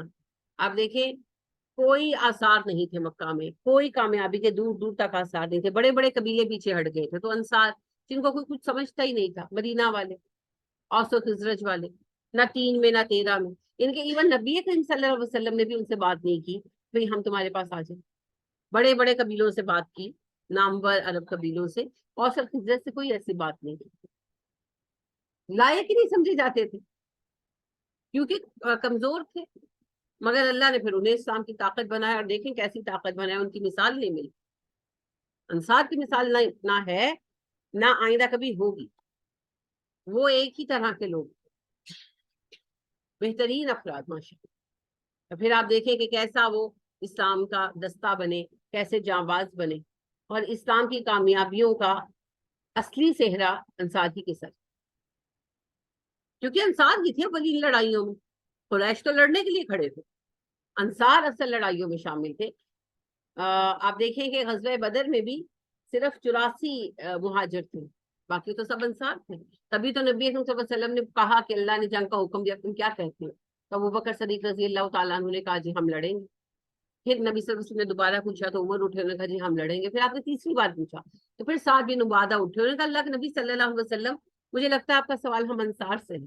آپ نے کہا ہاں, کیونکہ ایک سریت ہی انصار کی تھی, 313 میں سے 84 نکالو, باقی سارے انصار تھے. تو انہوں نے کہا اللہ کے نبی صلی اللہ علیہ وسلم ہم قوم موسیٰ نہیں ہے کہ ہم کہیں تو اور تیرا خدا لڑ اور ہم بیٹھے, ہم آپ کے آگے پیچھے دائیں بائیں ہو کر لڑیں گے, اور آپ ہم سے کل ایسے مناظر دیکھیں گے کہ آپ کی آنکھیں ٹھنڈی ہو جائیں گی. تو ساری قربانی آپ دیکھیں انصار کی, مگر پھر انصار کے ہاتھ کیا آیا؟ کچھ بھی نہیں ہے, دنیا میں کچھ بھی نہیں ہے, آخرت لے گئے. اور نبی اکرم صلی اللہ علیہ وسلم نے خود ہی کہہ دیا تھا, ان قریب تم دیکھو کہ تمہاری حق تلفیاں ہوں گی گروہ انصار, تو اپنے فرائض ادا کرنا اور اپنے حقوق چھوڑ دینا, یہاں تک کہ حوض کوثر پر مجھ سے عامل. تو ہم اول تو خیر کام ہی نہیں کرتے. کوئی کام کرے تو اس کو کوئی ایڈمٹ نہیں کرتا, ریکوگنائز نہیں کرتا, اور پھر جو کام کرنے والا ہوتا ہے نا وہ بھی صدمے میں چلا جاتا ہے نا, کہ مجھے ریکوگنائز نہیں کیا. جیسے عبد القدیر صاحب جو تھے, انہوں نے کام کیا, ان کی قدر نہیں کی گئی. یہ ڈیفینیٹ, یہ ایک پروفڈ ٹروتھ ہے, سب کو پتا ہے. لیکن آن دا ادر ہینڈ وہ بھی بہت ہی دل برداشتہ ہو گئے تھے، ان کو ہونا نہیں بنتا. میں ان کو اعتراض نہیں کر رہی، میں صرف آپ سے ایک پرسنالٹی پر ڈسکس کر رہی ہوں کہ یہ اسٹیجز نہیں آنے چاہیے. یہ تو ہوگا. مسلمانوں کو اکیلا کرنے کا طریقہ کیا ہے؟ جو مسلمانوں کے لیے کام کرے اس کو ڈسکریج کرو، تاکہ لوگ تنگ آ کر اچھے لوگ ان کو چھوڑ دیں. اور یہ آج تھوڑی ہوئی، یہ ہر عہد میں ہوا، ہر عہد میں ہوا. جس نے کام کیا اسی کو ملامت کی گئی، جس نے کام کیا اسی کو ملامت کی، اور جو ویلے بیٹھے ہیں وہ خوش ہیں.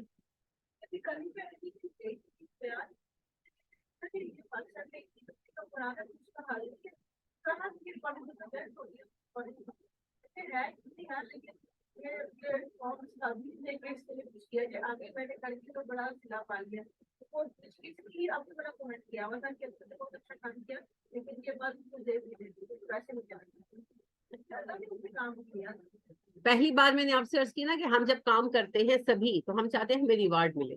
ویسے تو یہ انسان کی فطرت ہے، لیکن ہم جب بڑے ہو جائیں تو ہمیں بچے سے بڑا ہو جانا چاہیے. ہمیں اپنا ریوارڈ اللہ سے چاہنا چاہیے نا. ان اجری پوری کریں آئے الہ رب العالمین. کیا ہو گیا؟ میرا اجر میرے رب کی طرف ہے جو جہانوں کا رب ہے. تو اللہ سبحانہ و تعالیٰ سے جس کو اجر چاہیے، جس نے کام اللہ کی رضا کے لیے کیا، اس کو پھر ڈپریشن نہیں ہوتا. یہ میں آپ خواتین سے بھی کہتی ہوں، اکثر خواتین کو میں نے دیکھا ہے ڈپریسڈ ہیں، رو رہی ہیں، پیٹ رہی ہیں. بھئی کیا مسئلہ ہے؟ میں نے اتنی خدمت کی، ساس سسر کی، مجھے کسی نے کبھی شاباش نہیں دی.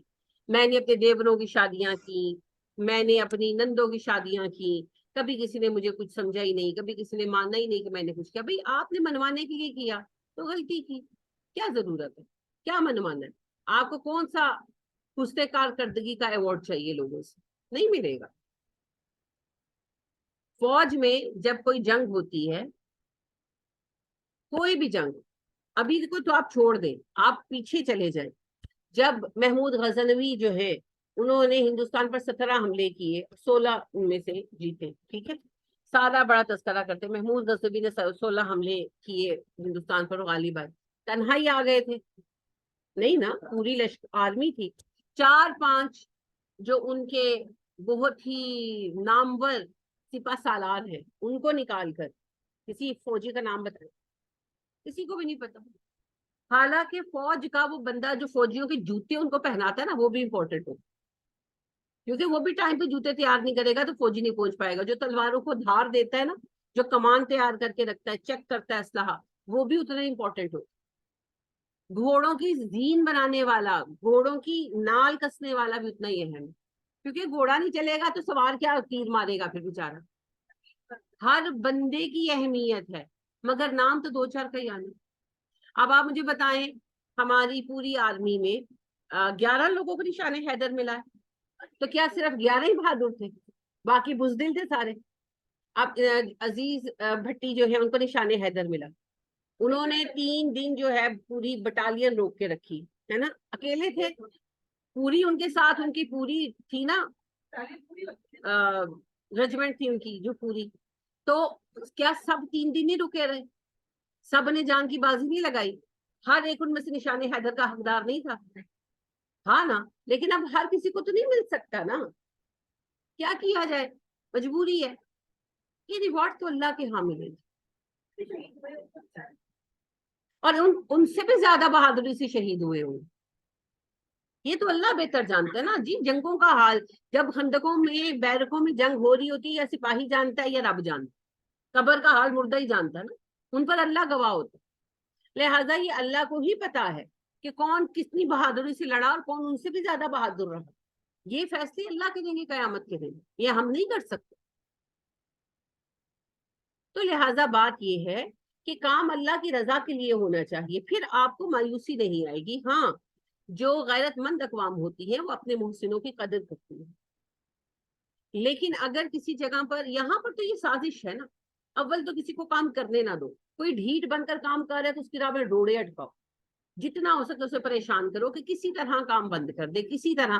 ابھی یہ دیکھیں القادر ٹرسٹ کا جو معاملہ ہوا ہے، عمران خان پر جو بھی ریسنٹ کیس ہوا ہے، تو مجھے فون کیا، میری اسٹوڈنٹ ہے بڑی اچھی، تو جب میں نے ادھر کوہ سلیمان میں کام شروع کیا نا، تو انہوں نے مجھے کہا کہ یہاں کام مت کریں، یہاں بہت، آپ کو نہیں پتا، میرے میاں یہاں رہے ہیں، یہاں تو وڈیرے کچھ کرنے نہیں دیتے۔ تو خیر وہ ہمارا ابھی تک اسکول کا کوئی سلسلہ بن ہی نہیں سکا، کوئی ہمارے پاس ذرائع نہیں ہو سکے، تو یہ عبد القادر ٹرسٹ کا مسئلہ بن گیا۔ تو مجھے کہنے لگی کہ دیکھیں اتنی بڑی شخصیت ہے عمران خان، تو اس نے وہاں پر یونیورسٹی بنائی ہے، تو انہوں نے کتنا سیاپا ڈال دی، تو اگر آپ وہاں اسکول بناتی تو کیا ہوتا۔ میں نے کہا مجھے نہ تب پرواہ تھی نہ اب پرواہ ہے، میرے پاس ابھی ذرائع نہیں پیدا ہو سکے، اگر میرے پاس ذرائع پیدا ہو تو میں ضرور وہاں پر کام کروں گی، ایک علیحدہ بات ہے یہ۔ لیکن میں کہنا سے یہ چاہتی ہوں کہ جو کام کرتا ہے اس کی راہ روکتے ہیں، جو کام کرتا ہے اس کی راہ روکتے ہیں، یہ باقاعدہ پلان ہوتا ہے جی، ڈسکریج کرنا، ڈی مورلائز کرنا، اور کچھ نہیں ہے۔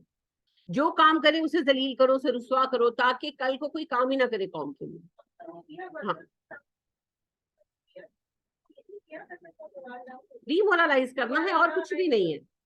اور اس کے یہ کرتے ہوئے یہ بھول گئے کہ یہ سب کچھ تو عارضی ہے، ایک دن تو مر کے اللہ کو حساب دینا، ساری عمر دنیا میں تو نہیں بیٹھے رہنا، یا وہاں بھی بچانے کے لیے یہ والے آ جائیں گے سیاسی وڈیرے، اللہ کے ہاں بھی بچانے آ جائیں گے، نہیں آئیں گے نا، تو وہاں اللہ کو کیا جواب دیں گے۔ ویسے تو خیر یہ کسی کے ساتھ بھی جائز نہیں ہے، کسی غیر مسلم عورت کے ساتھ بھی یہ بدتمیزی جائز نہیں ہے، لیکن بات یہ ہے کہ اپنی مسلمان بچیاں کیا جرم کریں، ہر کسی کو حق حاصل ہے اپنی پسندیدہ پارٹی کے لیے باہر نکل کر کام کرنے۔ اب اس ساری بات کے اندر میں آپ سے کہنا صرف یہی چاہتی ہوں کہ پہلی بات یہ ہے کہ جب آپ کام کریں تو جسے آپ حق سمجھے اس کے لیے کام۔ عبداللہ بن زبیر رضی اللہ تعالیٰ عنہ کو جب یہ لگا کہ ان کے ساتھی بھی ساتھ چھوڑ گئے، حضرت حسین رضی اللہ تعالیٰ عنہ کی شہادت کے بعد جب اطلاع پہنچی، فوری اطلاع نہیں پہنچ گئی، اس زمانے میں ایسے تھوڑی اطلاعات پہنچتی تھی، اطلاع بہت بعد میں پہنچی، جب اطلاع پہنچی تو ظاہر ہے کہ بڑا اشتعال پھیل گیا مدینہ میں اور مکہ میں بھی، لیکن خاص طور پر مدینہ میں، کیونکہ ظاہر ہے بچے ان کے سامنے بڑے ہوئے تھے، بڑی محبت تھی ان لوگوں کی نبی کریم صلی اللہ علیہ وسلم کے ساتھ، ان کے بچوں کے ساتھ۔ تو عبداللہ بن زبیر رضی اللہ تعالیٰ عنہ نے بغاوت کر دی حکومت سے۔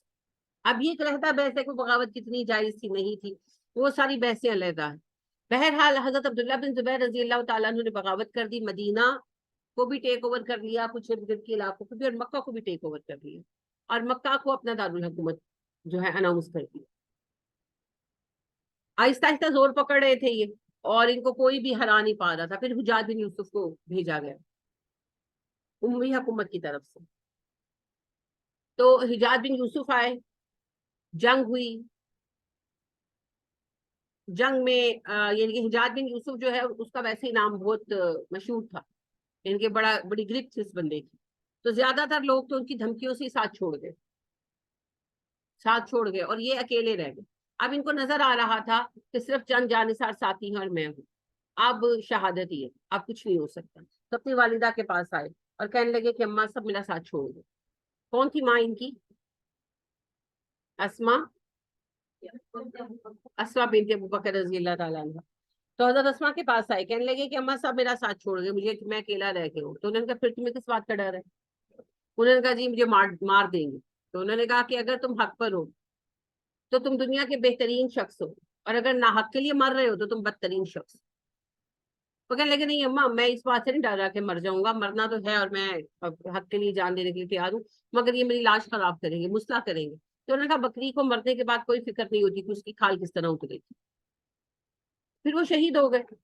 کہنے کا مطلب میرا آپ سے یہی ہے کہ جب آپ کی راہ حق کی راہ ہے تو پھر کوئی فرق نہیں پڑتا کہ کیا گزرتی، تو حق کی راہ کا چناؤ کریں۔ اور ضروری نہیں کہ ہر بندے کو سر پر بٹھایا جائے، کوئی ضروری نہیں، یہ تو اللہ کی تقسیم ہے نا، کسی کا کام نظر آتا ہے، جیسے ابو بکر صدیق رضی اللہ تعالیٰ عنہ کا نظر آتا ہے، عمر فاروق رضی اللہ تعالیٰ عنہ کا نظر آتا ہے، مگر کتنی ہی صحابہ ہیں جن کا کام نظر نہیں ہے، اس کا مطلب یہ تو نہیں کہ انہوں نے کام نہیں کیا۔ یہ اللہ کی تقسیم ہے، کسی کو اللہ انعام دے کر آزماتے ہیں، عزت دے دیتے، مقام دے دیتے، اب اس کی وہ آزمائش شروع ہو جاتی ہے کہ وہ مقام اور عزت ملنے کے بعد بھی اللہ کا نیک بندہ بن کر رہے، حد میں رہے۔ بالکل، اور جس کو نہیں ملتا اس کی بھی آزمائش ہوتی ہے کہ اب میں نے اس کو اس کی محنت کے باوجود نہیں نوازا، اب یہ کیا کرتا ہے، اب بھی یہ میرا شکر گزار بندہ بنتا ہے، یہ سرکش ہو جائے۔ تو لوگوں سے ریوارڈ کی توقع نہیں رکھنی چاہیے، کبھی بھی نہیں رکھنی چاہیے. اللہ سے انعام کی توقع رکھیں اور اللہ سبحانہ و تعالیٰ کے ہی بندے بنتے, تو انشاءاللہ نہ کبھی ڈپریسڈ ہوں گے اور نہ پریشان. مایوسی نہیں آپ پر آئے گی. اور جو اللہ کی رضا کے لیے لوگوں کے لیے کام کرتے ہیں وہ کبھی مایوس نہیں ہوتے. اس کی سب سے بڑی مثال موسیٰ علیہ السلام. جتنی ناقدری موسیٰ علیہ السلام کی ان کی قوم نے کی ہے, کسی نے کی ہے آخر تک. اور حضرت موسیٰ آخر تک ان کے ساتھ لگے رہے. اور پھر بنی اسرائیل کے سارے نبیوں کا یہی حال ہے. تو ہمارے نبی ہماری مشعل راہ ہیں, تو لہٰذا ناقدری کوئی چیز نہیں ہے. یہ تو آزمائشیں ہیں راہ حق, یہ تو آئیں, ان میں ہمیں کامیاب ہونا. اسی کے ساتھ جوڑ کر پڑھیں گے سورہ قریش کو. جی اللہ فرماتے ہیں بسم اللہ الرحمن الرحیم لإیلاف قریش. بھی بالکل شروع کی صورت ہے, 29 نمبر ہے اس کا نزول کا, یعنی کہ پہلے سال کی دوسرے سال کی صورت ہے. لإیلاف قریش, مانوس کر دیے گئے قریش. لام فا سے ہے, لف کرنا, جوڑ دینا. آپ نے اگر کبھی اپنے فارم پڑھے ہوں تو جہاں تصویر لگنی ہوتی ہے, کوئی بھی فارم ہو, ایڈمیشن فارم ہو, کوئی بھی فارم ہو, تو وہاں پر لکھا ہوتا ہے نا اٹیچ اے کاپی. تو اٹیچ اے کاپی کے لیے اردو میں لکھا ہوتا ہے ایک نقل لف کرے. تو لف کرنا ہوتا ہے جوڑنا, اسی سے لفظ الفت ہے, دلوں کا جوڑ دینا.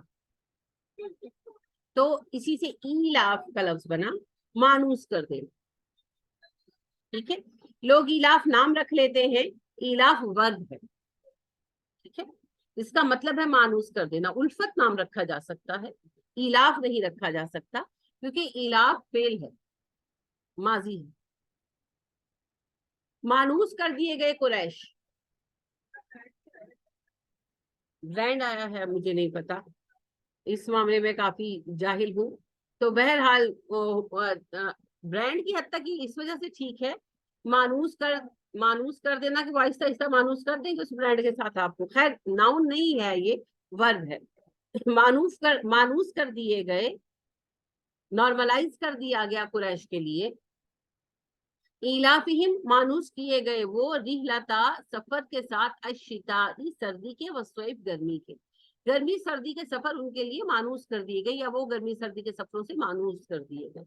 نبی کریم صلی اللہ علیہ وآلہ وسلم کے جو جد امجد تھے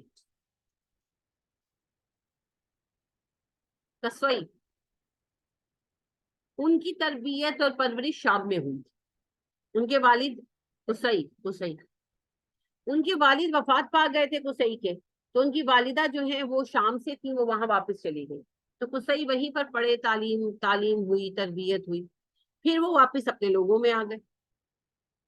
تو انہوں نے اپنے لوگوں کی بدحالی دیکھی, تو انہوں نے پھر شام کی حکومت سے اجازت حاصل کی, باقاعدہ جا کر بحیثیت سفیر بات چیت کی, اور پڑھے لکھے آدمی تھے تو قائل کیا کہ ہماری بڑی اچھی مصنوعات ہوتی ہیں, بڑی اچھی چیزیں ہوتی ہیں, تو ہمیں تجارت کی اجازت دیجیے اور ہمیں ٹیکس معاف کیا جائے. تو ٹیکس وغیرہ کے رولز بڑے جو ہیں کم کرائے, کیونکہ اصل میں یہ تھا کہ تجارت تو یہ پہلے بھی کرتے تھے, مگر آسانی سے قافلوں کو شہر میں جانے کی اجازت نہیں ملتی تھی, کہ وہ ان کو صحرائی گوار مانتے تھے نا, تو بھئی خطرہ ہے. یہ لوگ جو ہیں, جس طرح آپ اپنے یہاں یہ کیا آپ کہتے ہیں, خانہ بدوش, چنگڑ کہتے ہیں نا ہماری لوکل زبان میں, خانہ بدوش, ان کو نہیں نہ آنے دیتے آسانی سے. کہاں آنے دیتے, کیونکہ آپ ٹرسٹ نہیں کرتے. بھی چوریاں کرتے ہیں, وہ کرتے بھی ہیں, چوریاں کرتے ہیں, بچے تک اٹھا لیتے ہیں. پہلے یہ ہوتا تھا کہ جہاں خانہ بدوشوں کے کارواں رکتے تھے وہاں سے بچے ہی غائب ہو جاتے تھے, پھر وہ بھاگ جاتے تھے. اب چونکہ وہ ٹریولرز تھے تو ان کو پکڑنا مشکل تھا.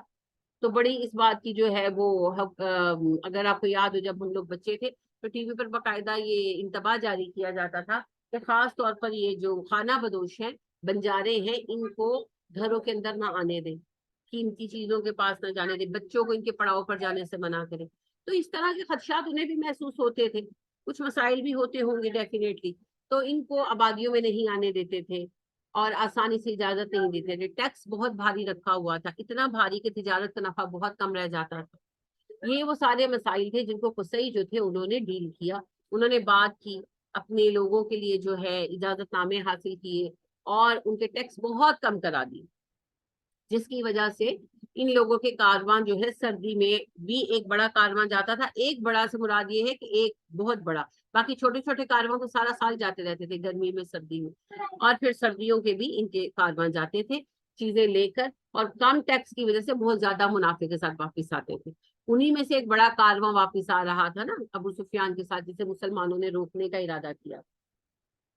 تو بڑا قافلہ بھی ایک جایا کرتا ہے. تو مراد یہی ہے کہ ہم نے رستہ ہموار کر دیا ان کے لیے. قریش بڑے اس کے بعد امیر ہو گئے تھے. عربوں کے پاس کوئی باقاعدہ ذریعہ روزگار نہیں تھا, کیونکہ نہ یہاں پر کاشتکاری ہوتی تھی نہ کچھ اور.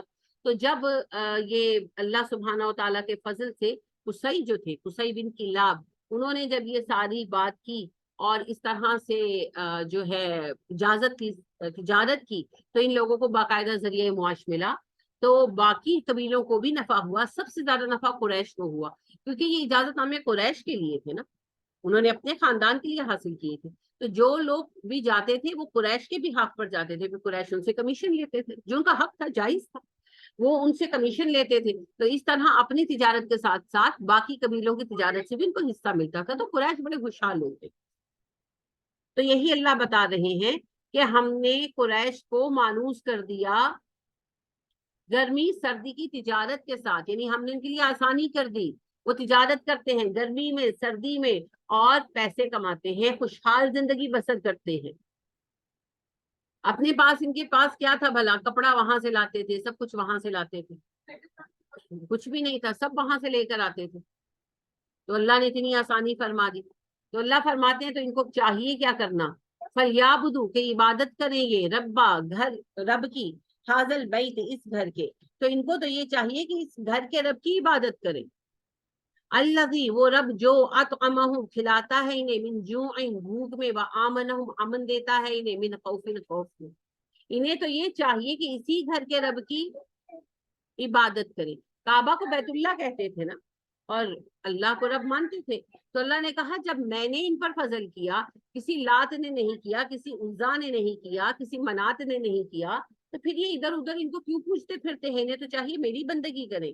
میں جو اس گھر کا رب ہوں, اور میں وہ رب ہوں جس نے انہیں کھلایا بھوک میں, یعنی کہ سارا علاقہ صحرا تھا, رزق کی تنگی تھی, مگر قریش کے لیے اللہ نے رزق آسان کر دیا دو حوالوں سے. ایک تو جو حاجی آتے تھے, ظاہر ہے بہت کچھ لے کر آتے تھے, تو حاجیوں سے کماتے تھے. پھر حاجی آتے تو تجارت بھی ہوتی تھی, اور پھر اس کے علاوہ شام اور یمن کے ساتھ تجارت ہوتی تھی.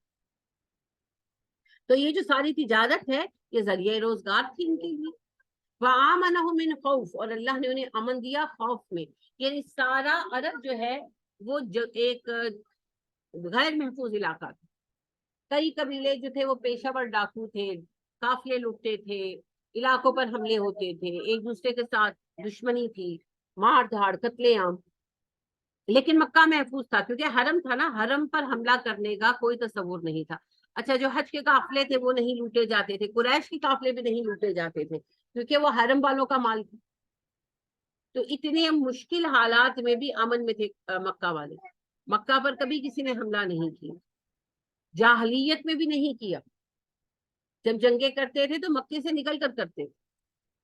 تو اللہ کہتے ہیں میں نے اتنے پرخطر حالات میں امن دیا, میں نے اتنے مشکل حالات میں روزگار دیا, تو ہونا تو یہ چاہیے تھا کہ یہ میری بندگی کرتے, مگر یہ منمانی کر رہے ہیں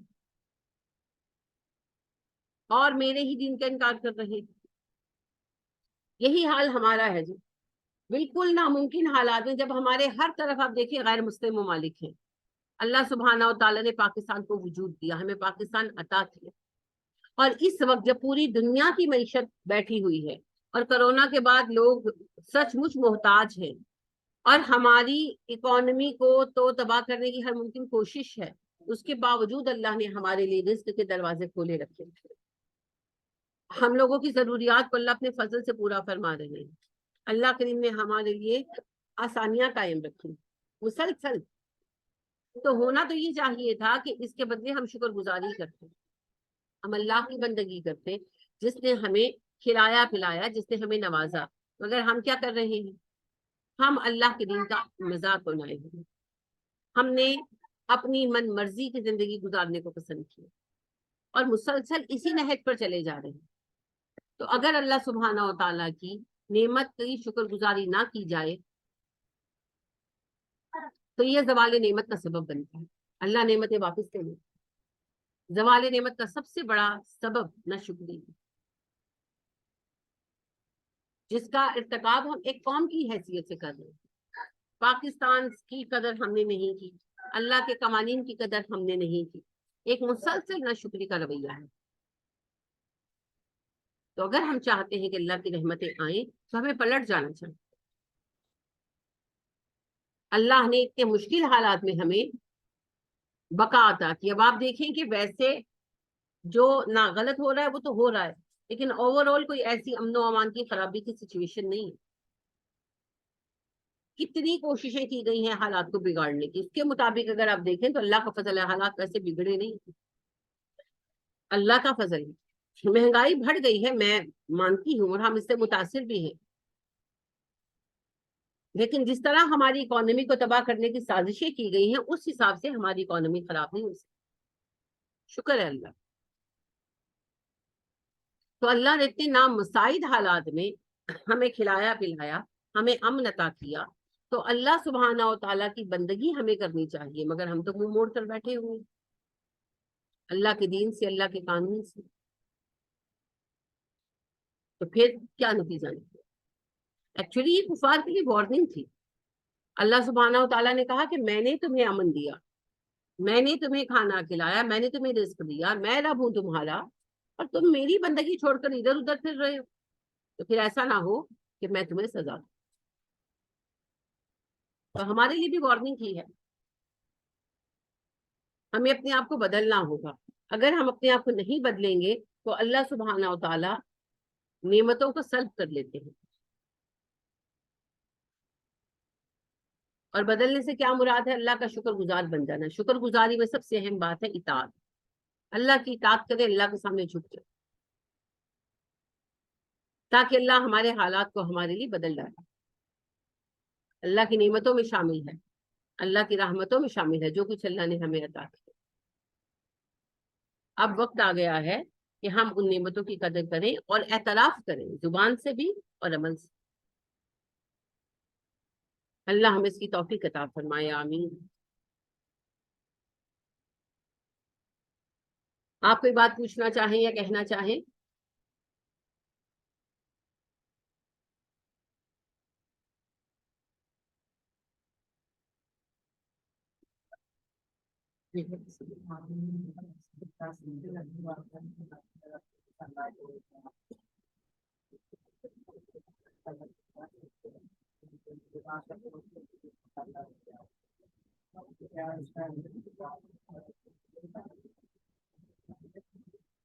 بہن کا سوال یہ ہے کہ جو اپنا عمرہ کر چکا ہے وہ کسی دوسرے کو عمرہ کروا سکتا ہے بدل کے طور پر؟ جی بالکل کروا سکتا ہے.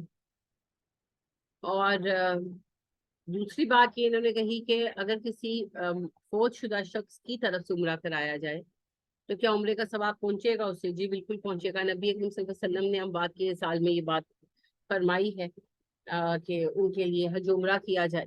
تو خود بھی کر سکتے ہیں، کسی کو بھی بھیج سکتے ہیں، تو اس میں کوئی مسئلہ نہیں ہے، بالکل بھیج سکتے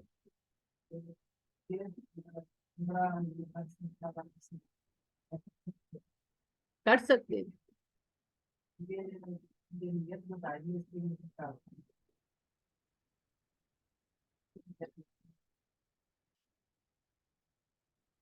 اس کی نیت یہی ہوگی کہ میں فلاں کی طرف سے عمرہ کر رہی ہوں. ٹھیک ہے. حج میں تو پھر باقاعدہ تلبیہ میں کہا جاتا ہے، تو عمرے میں تو تلبیہ نہیں ہوتا، تو اس لیے پھر صرف نیت ہوتی ہے. ٹھیک ہے. تو نیت یہی رکھی جائے گی کہ میں عمرہ کرنے آئی ہوں فلاں کی طرف سے، کہ میں یہ عمرہ نبی کریم صلی اللہ علیہ وسلم کی طرف سے کرنے کے لیے آئی ہوں. یہ پراکسی ہے نا، دوسرے کی جگہ حاضر ہو جانا. تو پھر نیت یہی رکھی جائے.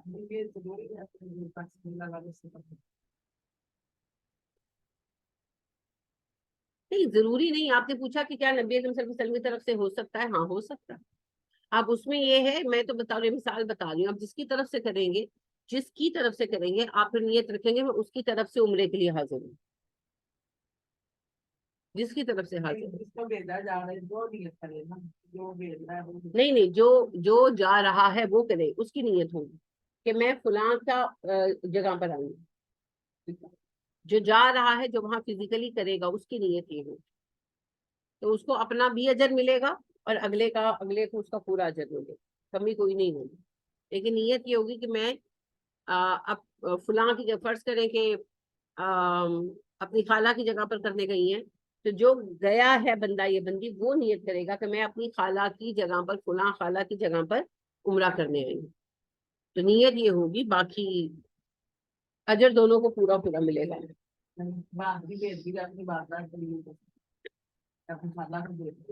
کسی کو بھی بھیجے میں، جی بالکل، جو جس کے لیے جا رہا ہے وہ اسی کی نیت کرے گا۔ جانے والے نے، جس نے خود جانا ہے وہ نیت رکھے گا اپنی، اور جس کے نام پر کر رہا ہے، جس فوت شدہ کے احسال کے لیے کر رہا ہے، اسی کی نیت رکھے گا۔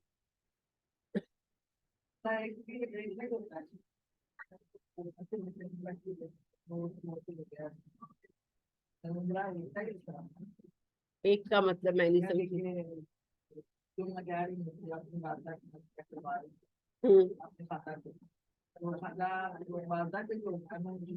ہاں، ایک عمرہ ایک ہی بندے کے نام پر۔ جی، اور کوئی بات؟ چلیے پھر آج بات ختم کرتے ہیں، کل ملیں گے انشاءاللہ۔ سبحانک اللہم و بحمدک ونشہد ان لا الہ الا انت ونستغفرک ونتوب الیک۔ السلام علیکم ورحمۃ اللہ وبرکاتہ۔